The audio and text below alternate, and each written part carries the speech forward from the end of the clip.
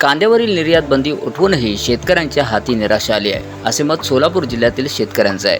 अक्कलकोट तालुक्यातील कुरनूर गावचे मारुती खांडेकर असे शेतकऱ्याचं नाव आहे। एका एकरामध्ये खांडेकरांनी 24 पाकिट कांदा काढला, त्यातून त्यांना 2866 रुपये आले होते। कांद्याची पट्टी, त्यातून हमाल, तोलाई, मोटर भाडे असं 2309 रुपये खर्च झाला आणि ते वजा केल्यानंतर हाती फक्त 557 रुपये उरले।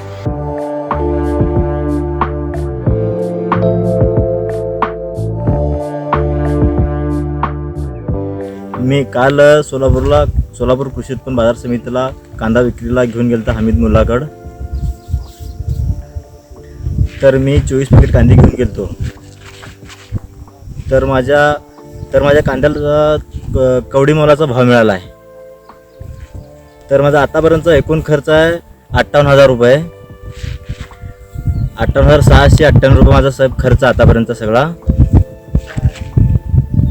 तर त्याच्या निम्मी ही किंमत मला मिळालेली नाही। तर मला 24 पाकिटचे पट्टी आले 575 रुपये। तर शेतकऱ्यांनी जगायचं कसं? या कांद्याला भाव मिळाला नाही आणि कांदा अक्षरशः साहेब रडून गेला अक्षरशः।